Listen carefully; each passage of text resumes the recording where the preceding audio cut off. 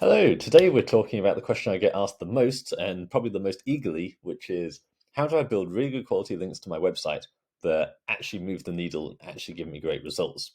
So I've been using this technique for about 2 years now, and it works really, really well. It means we can basically find the best quality websites that are willing to link to us and optimize the anchor text and the placement, basically giving us great results. So it comes down to a method of prospecting I recommend, and then a lengthy 15-20 step screening process that I am going to share with you. So what are the results from this method? So this is a major finance client where the cost per click for their particular insurance search term was something around the $35-40 mark. So spending on Google Ads with this would have completely ruined them. There was no profit to be had there. All the major brands basically, and this applies to loads of different industries, the major brands pay extra for the paid ads, for the PPC, because they're going for the lifetime value of the customer. So if it's a major brand, they know that once they've got a customer, they can cross-sell all these other different products and keep that customer for a long time. And that's a perfectly valid business model. But it means if you're a small player and you don't have that budget where you can afford to not make money for 2-3 years, then it's really painful. So paid ads is just not an option for a lot of small businesses in competitive niches because the big players are forcing them out by going for this long-term value and being willing and able to wait 2 to 3 years to actually break even. So this company went from spending 10 grand a month on paid ads and literally having no sales to then actually making 50 grand a month with zero ad spend, all through SEO. Now, a big part of that was the keyword targeting, making sure we found some good niches. But on the other hand, my link building strategy did have some really positive impacts. So, as mentioned, very high value insurance term. Now, this only took, there's a contradiction here. We secured 11 high quality links. This says links 12. I'm pretty sure it was 11. So 11 high quality links. Now, links we build, we have a minimum DR of 30 and a minimum domain traffic of 1,000. Now, DR can be inflated. So there's two checks in place for that. One is to make sure we actually check the links of that website to see has the DR been inflated or are they legitimately a DR30 site. And then the traffic of 1,000 means basically it's much harder to fake traffic than it is to fake DR. So we actually look at the keywords it's ranking for. Is the site getting meaningful traffic for meaningful keywords? And there's all sorts of ways of manipulating traffic as well. But the point is, does Google like this site? Does Google trust this website? And therefore, do we want to link from it? Now, the DR30 is actually a minimum. Most of our clients, or in fact, all our clients, average a DR in the mid 50s, and the average traffic per month tends to be more like 15,000. So the links we build really high quality, and the result is that they work really, really well. So, like I say, high value insurance page. It was getting some traffic, but not a lot. So sitting, middle of page 2, something like that. It's getting some traction, but not a lot of traction. We started building links, and it just took off. Massive traffic increase, 5,600%. The traffic value for that page, so what that traffic would cost with Google Ads, at least in the Ahrefs estimate, is $3,200. And that just carries on now because there's a time delay with SEO where your pages improve over time with Google. So, yes, you need to keep ahead of the competition and keep building links. But if you're in a good niche and you've got that establishment, that traffic, then all that engagement and the time delay basically means it's quite difficult for someone to actually overtake you because as long as you shore up that, keep building links and build up your DR so that you don't get a massive competitor that's a DR70 suddenly wade in and take over your niche. But generally, there is a bit of a moat there because you have to wait the time delay to actually get your page ranking there. Plus, you've got all that traffic. So actually, once you're there, you can actually expect to stay there for a reasonable period of time. Then we have another one, same sort of situation. So this client was in the top 3. I think they were number 1 for this particular keyword. But then over time, that's exactly what happened. Other competitors got wise and started overtaking them, and they started to decline, started to fade away. And the drop off on traffic and conversion there is massive. Because position 1 gets double the traffic of position 2, which gets double the traffic of position 3, if you lose your place in the top 3, then you're losing a lot of money. So, same process. Started building links. This was definitely 11 links. And then we got them back up again. So within a few months, it does take a while to kick in. So link building normally takes probably between 30 days to 3 months for those links to actually take effect. We do go out and actually get the links indexed as well. I'll talk about that in another video, where basically Google needs to see these links and know they exist. So a lot of agencies will just place a link and forget about it. You've actually got to go out and make sure Google registers that link for you to get the benefit from it. So overall, like most SEO, a month to 3 months is generally where you start to see the initial traction. And that's exactly what happened here. So the traffic actually went up to a higher level than it was before. Not only did this client reclaim their previous position, but that page was more powerful and started to rank for all sorts of different keywords. So actually they ended up with a lot more traffic than they originally started with. So total traffic value, $10,000 per month. Like I say, they claim that digital real estate, that 10K a month in value is just going to carry on into the future as long as the competition doesn't heat up. But not many people use this kind of link building strategy, so I'm confident that's going to stick around. So big traffic increase, huge ROI. So how do we actually do it? Now I'm quite willing to share this. Basically, what I recommend is most link building advice is basically to find a competitor, scrape their backlinks, and reach out to those websites. The problem I found with, especially with niches like this, is your competitors are often going to be 10, 20 years old and have lots of sort of major press mentions, big financial review websites, things like that. So most of these links you're just not going to be able to get. We're not going to be featured in the Daily Mail and Money Saving Expert and this sort of thing. This is coming from the perspective of an insurance company. But what if you were able to find a competitor that's a bit more recent and has taken more of an SEO-driven approach rather than just being a massive, FTSE 100 company where just through being a major company, they've attracted loads of PR and attention. So you want to find a small competitor that has had to growth hack, basically. And they're the kind of company where you want the same links they've got because they've clearly had to go out and graft to get these links. So how do you do that?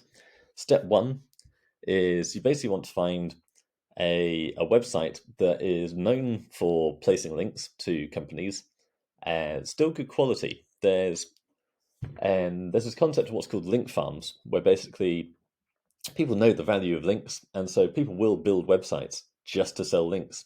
So either you have a blog, you fail to monetize it, mum blog, something like that, and then you realize you can actually sell links on that website and get paid. So you're like, great, I'm going to sell all the links I can. And of course, the problem with that is if you get caught, then Google will devalue you and all the links you've placed will lose their value, potentially even causing penalties. And the other thing is too many linked domains. So if you've only got a DR of 40 or something like that, and you start linking out to 50,000 websites, then if someone places a link on your website, they're not really getting much power. Your power is spread out so thinly across so many sites you're linking out to, and they're not really getting any value from that. So we want to find niche blogs that haven't actually linked out to everyone and his dog, that still have some power. So what are we actually doing here? We want to find a site that I wouldn't call a link farm, a website that does provide links, and it's quite easy to find that they provide links, but they've not abused that power too much. We'd quite happily dive into my emails right now and find you the kind of sites that just immediately get back to us, and every single campaign we run, they're one of the first to get back to us, and it's really cheap to get a link, and you can just see they've sold a link to everyone. We don't want to look at those. We want to look at one of these sites where the links are a bit harder to get. You've got to work for it a bit. And they're not linking out to everyone. So the example I've taken here is Scoop Earth. Now, I do intend to actually provide you with a list of these, what I call seeder sites, where basically, like I say, not terrible link farms, but websites that do provide links and are reasonable quality. So Scoop Earth, I found this example lately. I mean, I've seen it before, but I've had one of these emails come through to me saying, I will place your link on these high DR sites. I thought that'd be perfect for this tutorial. Those are the kind of sites we want, where because they've been on these outreach templates, they have been used a lot, and they are known for selling links, but they're not the worst in the world.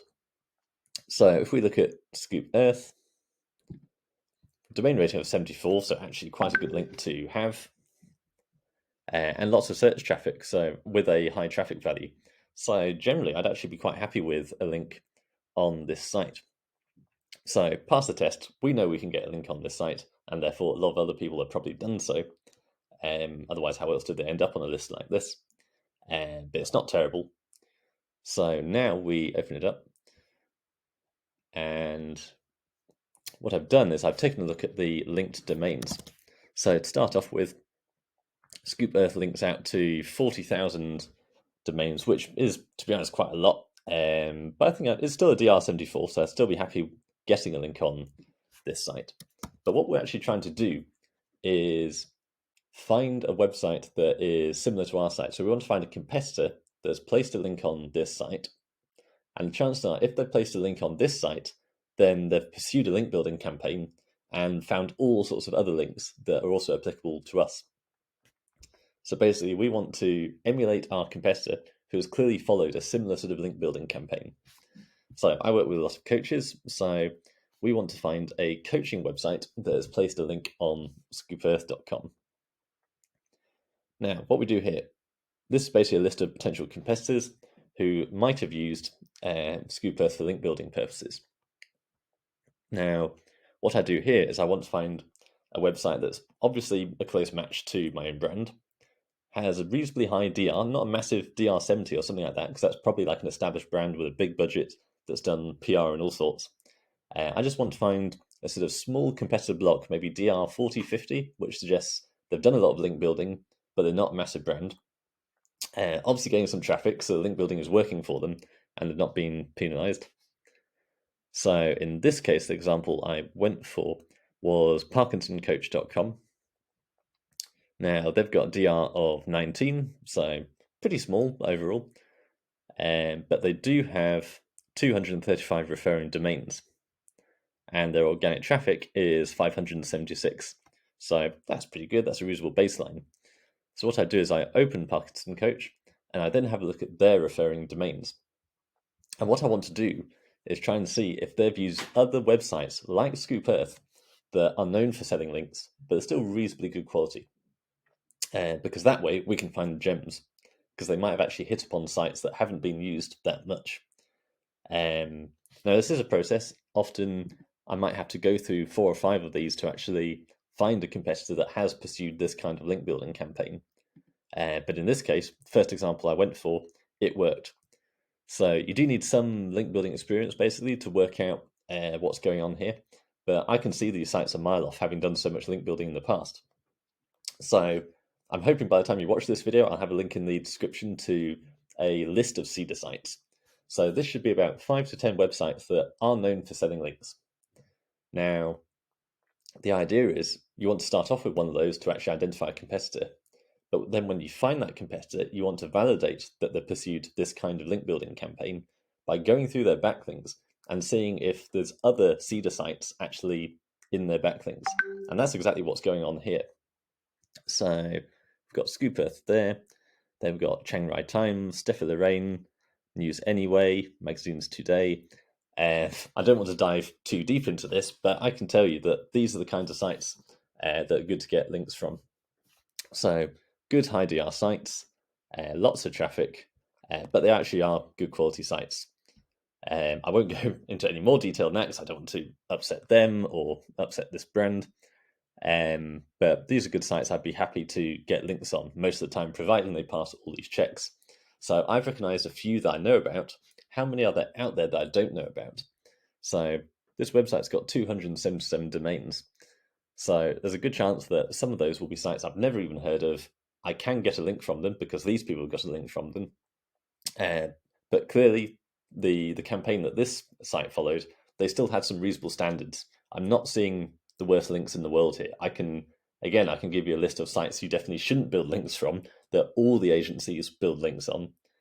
So you want to avoid those. If I see loads of those in this list, then I know that most of these links are going to be rubbish and not actually give any results.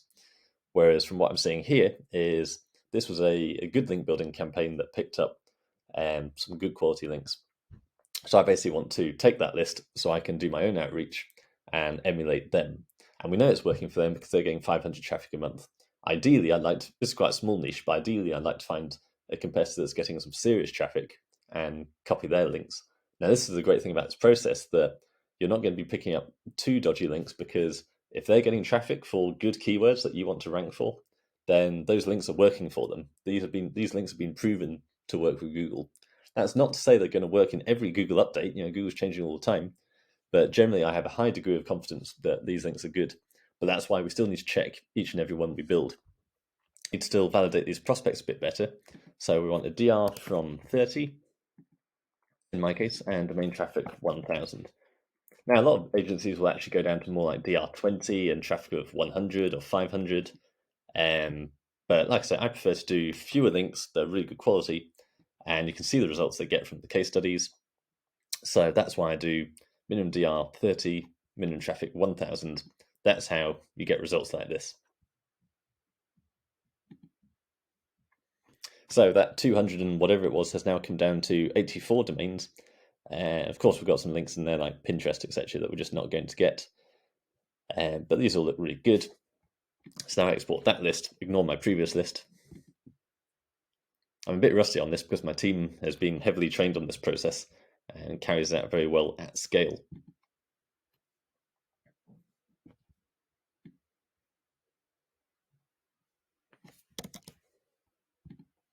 So now we head over to hunter.io and we create a bulk domain search. List name, here I put the competitor, the 30 plus, traffic 1,000 plus, domain names, enter the domain names in there. Now, maximum email addresses per domain. I do like to verify the email addresses.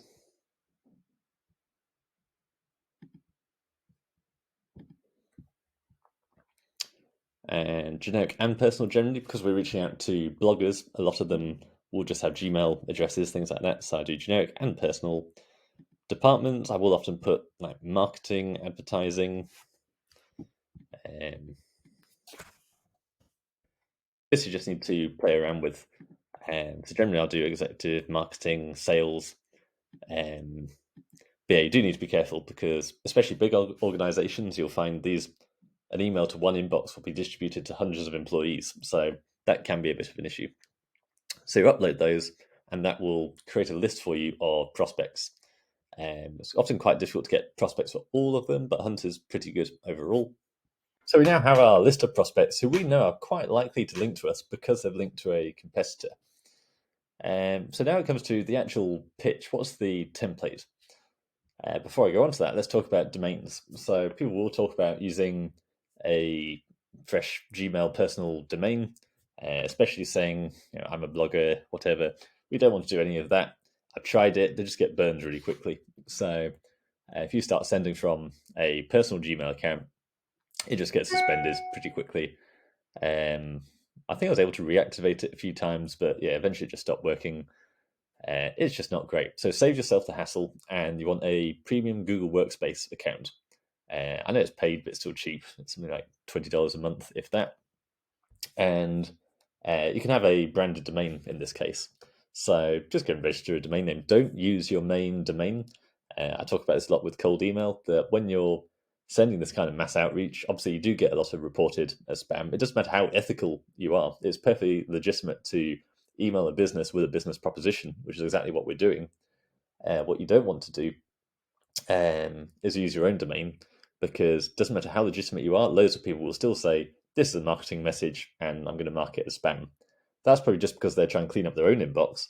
But in the meanwhile, all these monitors are basically seeing your domain is constantly being added to junk, and therefore you'll get blacklisted, which means over time more and more email providers will start automatically flagging you as spam.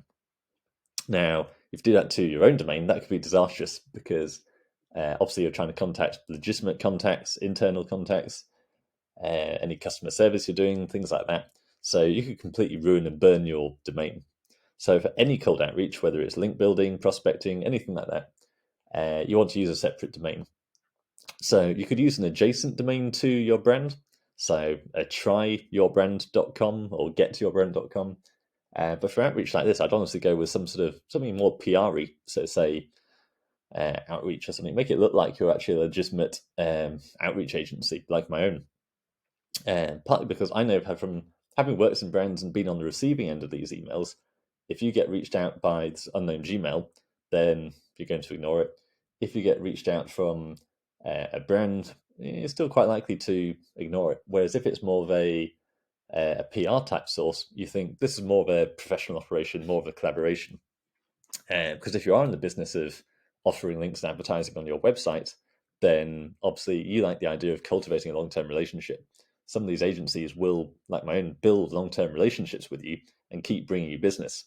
So if you get an email from an outreach agency, you're a bit more likely to actually pay attention to it, because this won't be someone just asking for a free link. This will be someone with an actual business proposition.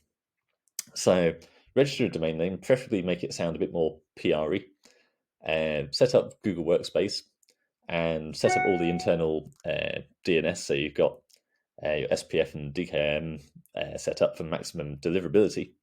And then you can integrate that with Hunter. So Hunter has a one-click integration with Google Workspace. Now, I thoroughly recommend Hunter. So it used to be that people talk about using Hunter to get email addresses and then use a separate platform like Mailshake, Snov. There's all these cold email providers out there. And yeah, they all work perfectly well, but I obviously like to keep things very simple. You've seen what my YouTube videos are like. So actually, I found the internal Hunter CRM actually works very well. It's quite a new feature for them. They only brought it out a couple of years ago. It basically means you can keep everything within Hunter. So the actual template, Hunter actually provides you, somewhere there's a lightning bolt here. They actually give you examples of templates that work really well. And in my case, I just keep it simple again. So quick collaboration with your company. Hi, first name. I wondered if you'd be interested in inserting a link to one of my high quality sites. I like to specify the niche of the site, because the fear, if you're one of these sites, is gambling, adult. So if you say, yes, we accept links on our site, then you'll suddenly get loads of gambling sites, casinos, porn sites, things like that, all trying to get links off you. And most people don't want to offer those links. So if you're in more of a white hat niche, like travel, food, something like that, you might as well specify that, because they're much more likely to link to you.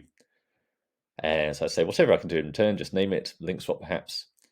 So basically just open the conversation of a negotiation. You're not just trying to scam them for a free link. You're up for a link swap or possibly an admin fee. Let's not get into a debate of whether you should or shouldn't pay for links. But the point is, if people are going to actually spend time working with you, there might be an element of cost involved. This is all going to blow up in the comments. Whatever. Your opinions are your own. At the very least, I like to open up a conversation. Now, in terms of persona, I do tend to go with female personas. Unfortunately, it's just proven that with cold email, a young female persona tends to respond better than ugly, beardy bloke. I tend to go with pretty normal, basic names. So Jane, Catherine, Helen, etc. It's all very inoffensive. And I also go to this person does not exist. That's a different one, random face generator. But yeah, one of those, and try and get a face for my persona to go into the Google account. And you can create a little signature for them if you like to be a bit more legitimate. Personally, I avoid anything besides plain text in the email and an unsubscribe link to maximize deliverability. I believe an email signature doesn't really counteract your deliverability, but why take the risk? So it's up to you there. Then in terms of follow-ups, you do need to follow up. Everyone says you get much better results after a few touch points. Now, in the past, I did set up 3 follow-ups, because that seemed to be what most people recommended. But the issue I found was, you probably heard me mention that Hunter will often grab you 5, 10 emails for a single domain. So you might get the admin department, marketing, something like that. But you might also get the technical support. Now, the technical support inbox will often be distributed to hundreds of workers around the world. So sometimes it has happened where I've had a response saying, please stop emailing us, whatever. Yeah, there is an unsubscribe link. You can just unsubscribe. And with Hunter, it's very important. If someone requests that, you actually don't delete them, add them as an unsubscribe. I made this mistake before, I deleted them, but the email was already queued to go out, and it went out, and that was really awkward and very stressful. So obviously we don't want to offend anyone, we want to keep this legit. So anyone who asks to unsubscribe, make sure you unsubscribe them in the unsubscribe list, don't just delete them.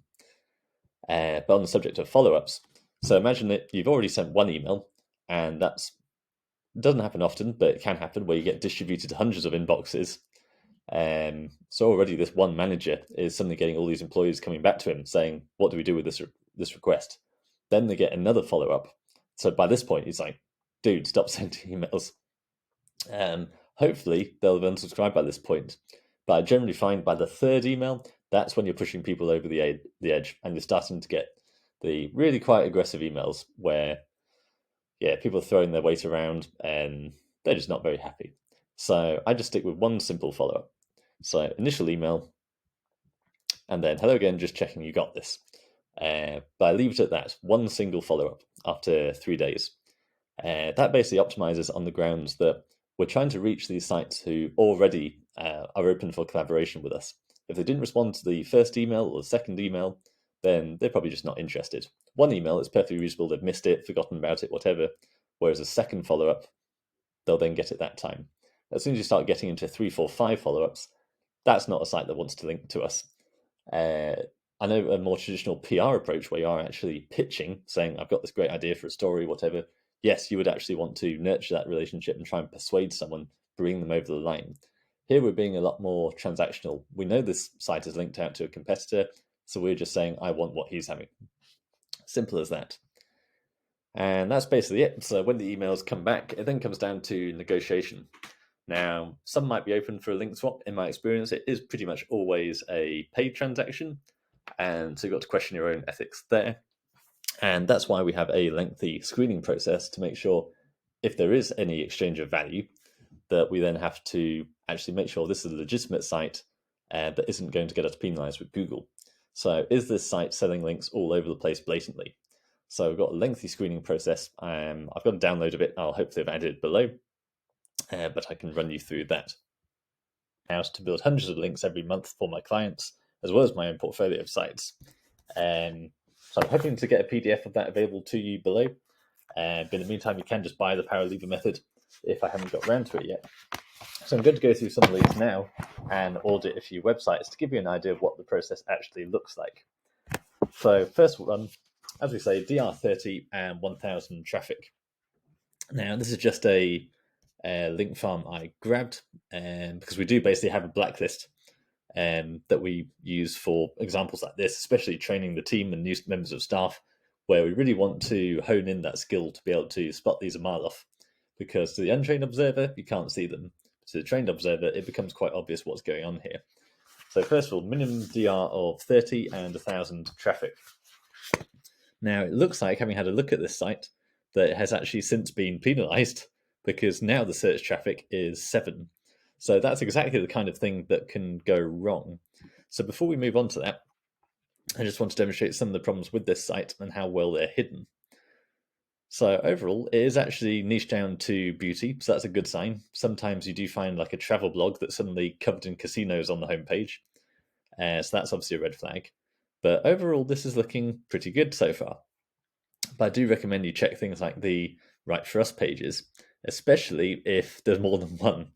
I'm not against guest blogging or selling sponsored articles, anything like that, because even a major news feature in a major news magazine, they'll typically have a Right For Us page and even an advertising page where you are still basically buying advertorials. I've got my video on Parasite SEO you can watch. So this is a thriving industry.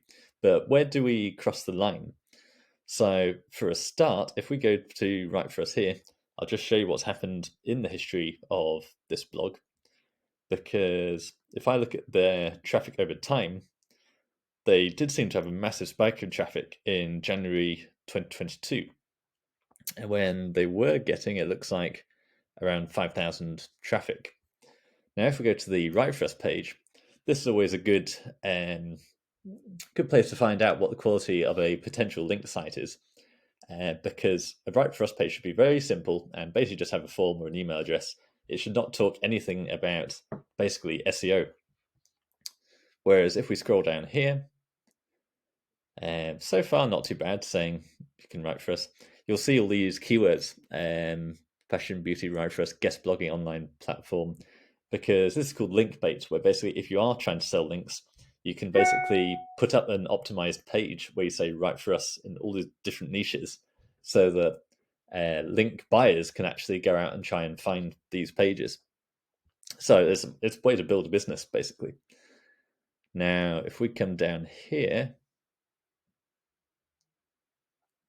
now there's no mention of payment, so that's fine. I don't mind guidelines, that's quite common. So far, it's not that bad. But then it starts to get dodgy. So these are the right for us bait I mentioned. So I've gone through every single niche to try and get more inbound queries for people to buy links. But then they have a list of guest posting sites. So this is already quite dangerous because they're basically giving away that they're part of a network of these kinds of spammy fake blogs. So I definitely recognize these as, again, very common guest posting sites. Even says here that Inkbo has got a guest posting sites list. So yeah, look at this. So this is a huge footprint to Google. If you start getting links on all of these, and everyone else does as well, then that could be dangerous. But then we get down to the supposedly latest Ahrefs screenshot, where it says they're getting 35,000 traffic. Whereas Ahrefs currently says they never got more than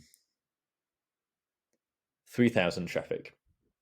Now that's understandable. The Ahrefs algorithm and database does update regularly, so traffic numbers do fluctuate, but it's always retrospective. So looking at the screen now, it's always like with like. So at some point, they must have manipulated their traffic in such a way that it did show up as 35,000 in Ahrefs, whereas in reality, it was never actually that high. So already we can see what's going on here. This site doesn't even qualify because it's getting fewer than 1,000 traffic. But we can see it's got a DR of 46. Now, part of that minimum DR 30 requirement, we do actually need to go and check that that DR is legitimate and hasn't been inflated, because there's loads of tactics out there to inflate your DR. So I've had a look at this site and seen some pretty classic signs where I don't know how they do it, but you've got all these French advertisement redirection links. And this is a very common DR manipulation tactic I've found. And I'm not quite sure how they actually achieve it, but it does seem to be very powerful. All the local Google domains, so maps.google.co.uk, images.google.co.uk, maps.google.it, and there's hundreds of them. So that's one manipulation trick. Another you'll often find is just Web 2.0 spam. So these just go on and on. And you can normally find these by, when you're checking the site, sort by DR, and then you'll find all the high DR sites that have been used for manipulation. And generally what you find with traffic manipulation is you basically get a load of nonsense down the side here. The one I often put up as an example of this, webnews21.com, and we've just got all these random articles, and quite often things like, freezer setting 1 to 7, Damon Salvatore rules 34. So that's got a volume of 3,600 a month, which gives them 2,000 visitors a month. So although they've got 50,000 traffic, if it's just all this nonsense, basically,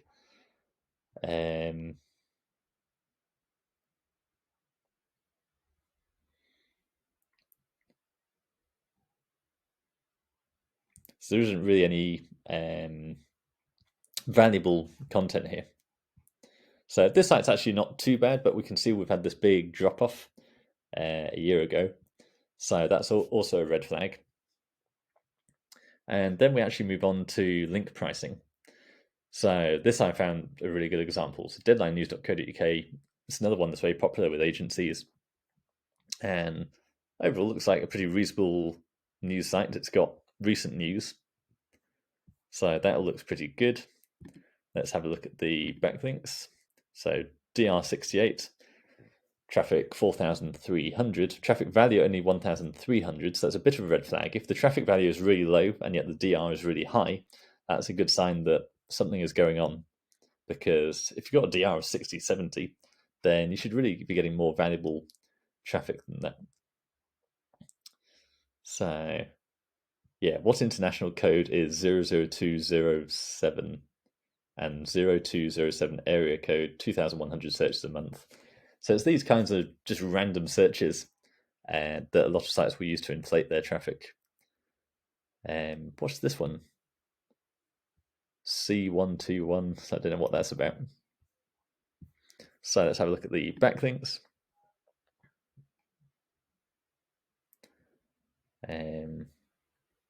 So at first, doesn't look too bad. Got some Wikipedia.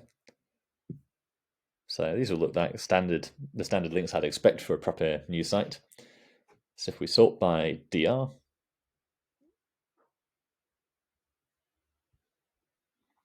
so I've got Reddit, got the Guardian.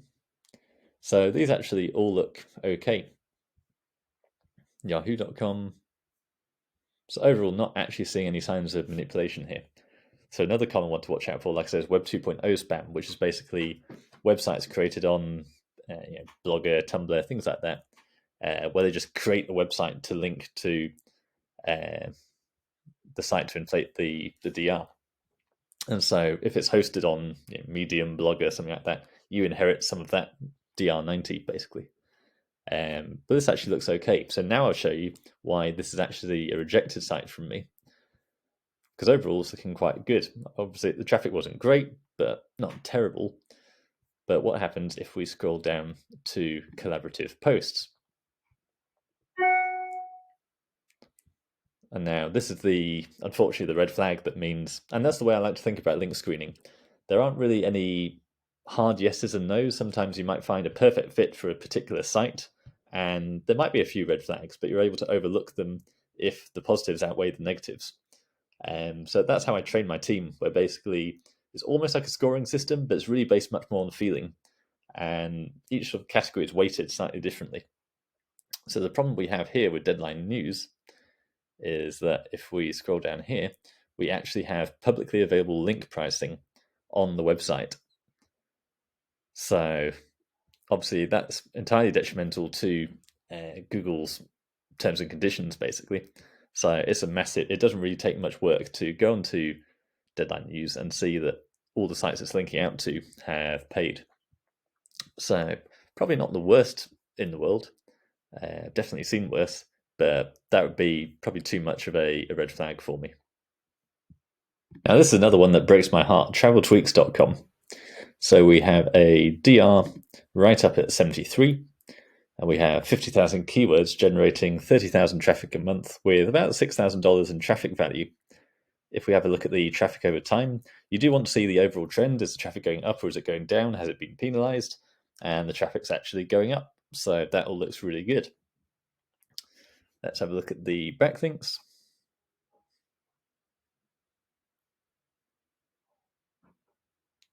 Sort by DR.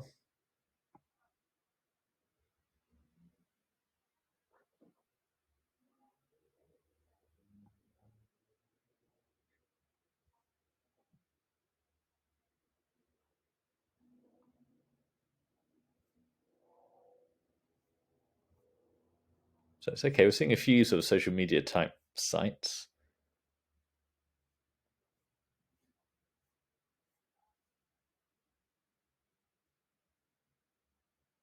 So yeah, this is already looking a little bit spammy. Because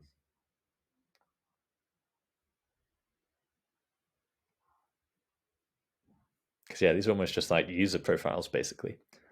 So it could be a bit of DR manipulation there. But there's a few more sort of editorial style links there. But what I really wanted to demonstrate with this site, which breaks my heart, because overall it's really not a bad site. I think the Right For Us page is reasonably... Yep, so this is all fine. So guest posts should be articles, not advertisements. So overall, it says yes, we're open to guest posts, but actual guest posts, not paid links. Now, if you've probably already seen what's going on here, if we scroll down on the homepage, we've got all these casino links here. And then if we scroll to the bottom, we've got loads of casino links. And I actually noticed just there when I was on the Write For Us page, we actually had casino links in the sidebar. Here, when traveling for long periods of time, you may book out over the kitchen so cook your own meals and relax with Gamble Online Casino and sell Blue Green Timeshare. So this is why you've got to be so careful. Even a site that generally is not too bad. This is overall a pretty good travel website, getting relevant travel traffic. Links needed a bit further investigation. I'm not entirely sure how legit they were. But these links on the homepage for casinos, that was an immediate ban for me, basically, because links on homepages are the most powerful links out there. Now, you might think, great, I can get a link on the homepage. And that basically means this site is being used as what's called a PBN, or a private blog network. And this is absolutely against the rules with Google. Google can't really keep up with the whole guest posting, who's paying, who's not, etc.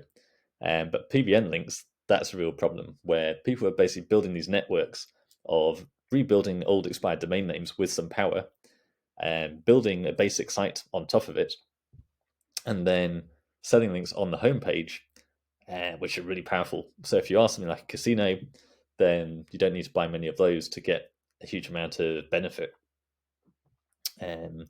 So having casino links on a homepage on a travel site like that is a major red flag that this is part of a link scheme, basically, which is absolutely in contradiction with Google. So that's why it's a ban for me and my clients. Like I say, most agencies, they would entirely overlook these things. Most agencies actually sell purely on the basis of DA or DR, and completely ignore the fact that DR can be manipulated. These might be high DR sites with no traffic, and no contextual relevance, all these sorts of things, because they're basically, their clients are blind to it. Their clients are trusting them to do the good work, and so they're basically providing junk, and no one knows any better. So now opinions vary on just how severely you can be punished for building these kinds of links, where if a few red flags are there, is that really going to affect you? Maybe, maybe not. Lots of red flags, who knows? Could get your site de-indexed from Google. It's an ongoing debate.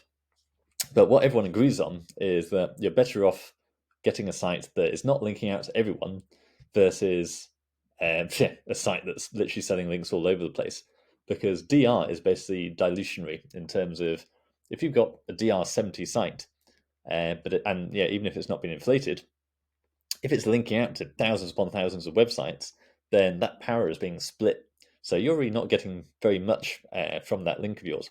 Whereas you could find a small DR30 blog that doesn't link out to everyone, and that actually have more power. So another check you need to do is actually look at the link domains, and basically work from this. You can first of all work out, is it all linking out to casinos, adult sites, things like that. But also you can see how many sites it's linking out to. So this is actually a really valuable report to actually look at, because you can basically weigh up, if you've got 10 prospects getting back to you and overall they've all passed the test, well, you're going to lean more towards the sites that are linking out to fewer websites so that you can get more power. Now, here's a site that my team identified last month. There's actually a really good site that we placed some links with, who it's actually a really good example of a good quality site. So it's aimed at, so it's a small blog for single young women, and we can see the keywords are all relevant to that target audience. Some have a bit of a CPC, and so it ranks really well for keywords that actually have value, that are actually of use to people. And now if we go back to the link domains, first of all, notice this is much more of a natural traffic graph. So it's had a bit of pullback 2 years ago, but overall it's kind of steady, kind of increasing. And it's all US, UK. Most of these, the dodgier websites will just target massive keywords in India and other countries. So you want to get the kind of countries that are relevant to your target audience, because from Google's perspective, a site that's ranking in the US should have links from US sites. So decent traffic value. It's from the US. Not a massively high DR, but now if we go back to the linked domains, we can see there are fewer than 2,000. So that's still a fair number, but compared to others that we've seen, which have been 8, 10,000 plus, this is much smaller. And as we go through, it makes sense. It's, let's see, Google News, Good American, Amazon, Pexels, Instagram, IMDb. There is Feet Finder, but I think we'll forgive that one in this case. So it's not like these are all, I don't know, casinos, adult, more sort of dubious websites. So hopefully that all vaguely makes sense. As you can see, it is a very complex process. It does take us a lot of time and energy. So when I first started, I was against how so many agencies were charging a huge amount of money for these links that were blatantly terrible. So covered in casinos, DR had been inflated, the traffic wasn't real, all these kinds of issues. So I really put a lot of time and effort into that screening process, which I've only just given you a vague glimpse into today. But fundamentally, it does come down to basically value for money in terms of, are you getting enough power from each link you're building? How can you get the most power from it? And that includes contextual relevance as well. And then it comes down to, are you being manipulated in any way? Because these links are valuable, these sites know they can sell them to agencies, and these agencies will then resell them to the client. And often you'll have stacks upon stacks of resellers. So no one really knows what's going on here. And then ultimately, the end client has no idea whether they're getting something valuable or not. In the meantime, they've probably been locked into a contract and can't do anything about it. So that's why I started my agency as a simple productized service. It's a monthly subscription. If you don't like what you're getting, you can cancel at any time. But so far, everyone sticks around. So the next step is, when one of these prospects gets back to you and says, yes, we can sort a link out for you, you have a look at the site, go through this process, and you can see that everything checks out. There might be 1 or 2 red flags, that's fine. But DR's there, it's not been inflated, traffic's good, location is good, it's not linking out to everyone, it's only linking out to a few, it's not covered in spammy casino links. Overall, looking very good. So what's the next step? What's the best link you can actually get on that website? So traditionally, people focus on guest posting, where they'll write a page of content. And the idea with guest posting years ago was it was a value exchange. So you would get this free link, and what you'd be offering is, we will write content for you. We'll write something high quality. Webmaster says, sure, that sounds great. All you ask in return is a link. These days, that doesn't work anymore. It's pretty much all paid links or some sort of transaction, and therefore there's not really any point to actually doing the guest post anymore, except for contextual relevance. Because obviously these websites, they're not always going to be a close match to your niche, which isn't too much of a problem, but you do need the content on the page to match your niche. So the surrounding paragraphs around your link and the page should talk about the keyword basically that you're trying to rank for. So because of that, why would you buy? It's great if you can get a guest post, but once you publish that guest post has no authority. It's on the high DR site, but it doesn't actually have any links pointing at it, doesn't have any trust or age with Google. So the best thing you can do generally, I find, is you want to do some guest posts, but also go for link insertions. People call them niche edits. I don't like the term niche edits because traditionally that term comes from hacking links, whereas these are genuine outreach links where you're actually negotiating with the webmaster. So I don't like the term niche edits, it's much more shady. A link insertion is basically finding a relevant page that already exists, and it's already got some power, already got some trust with Google, so you get instant results from that link. The other great thing is, everyone saves time. I know from being on the receiving end of guest post requests, I say, yep, sure, we'll take your content, we'll give you a link, and the content you actually get is terrible. You've got to go through and check it, make sure all the links are okay, because you can actually insert JavaScript into those links, which can completely mess up your website.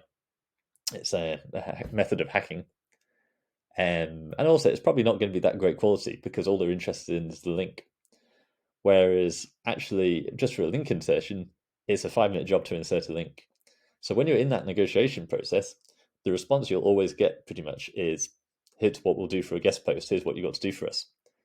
So you can actually go back to them and then say, what about just a link insertion? Now, that's great because it's much easier for you. You don't have to write a guest post. It's easier for them because they don't have to audit, review your terrible guest post. So just stick with link insert. Don't rely on them. You do want to have a mix because obviously it's a bit of a footprint, looks suspicious if all these websites, all your links have been inserted on previously existing articles. So how do you actually do it? What I recommend is if you do site colon and then the domain you're trying to build a link on. So I've taken the example of Scoop Earth, and then put in something relevant to the keyword you're trying to rank for. So I work with a lot of coaches, so I'm looking for coach. And what this advanced search does is it will search all the pages just on that website for that keyword. I've actually used this to build my own internal search engine so that whenever we get prospects that we build a relationship with, they then go into my search engine, and we can then very quickly search our full database of contacts for any relevant pages featuring a certain keyword. But in this case, this is a more manual process. And what we're looking at here is using the Ahrefs Chrome extension, we want to look at these metrics. So first of all, we're looking at relevance.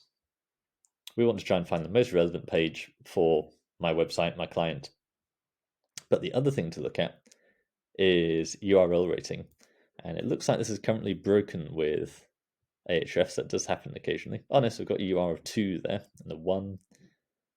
And normally these are much higher. But basically, if you can find a page that either has backlinks pointing at it or is ranking for keywords, that's going to be a much more powerful page, much more powerful link. So it's a balancing act. You want a relevant page, but if a page has power, that's also really important. And you can't really get more powerful than actually ranking for keywords. So if I search this and I had the choice between a slightly relevant page that didn't have any traffic, didn't have any keywords ranking, and a really relevant page, but it was ranking for 10 keywords and getting 5 visitors a month, I would probably go for that one.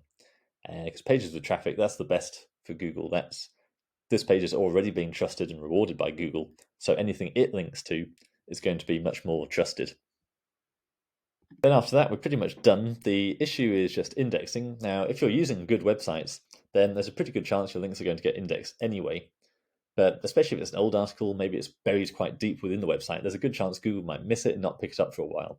So with my link building clients, because we've got this inbuilt accountability where if we don't get results for you, then they're going to cancel, and they can cancel at any time. Therefore, we're incentivized to get results for them as fast as possible. We therefore try and get the links indexed as soon as possible so that they can have a positive impact. So for that, we use Omega Indexer. So that basically, I've heard the way it works is they basically have a network of Google News websites, and because of that, they can get those links indexed really quickly so Google can see you've got this link pointing at you. So that is very much it. Honestly, this is the exact method we use in-house, and it basically all comes down to that screening process. So first of all, for prospecting, try and find the hot leads. Try and find the sites that are already linking to your competitors, especially if your competitor has used a similar kind of link building strategy.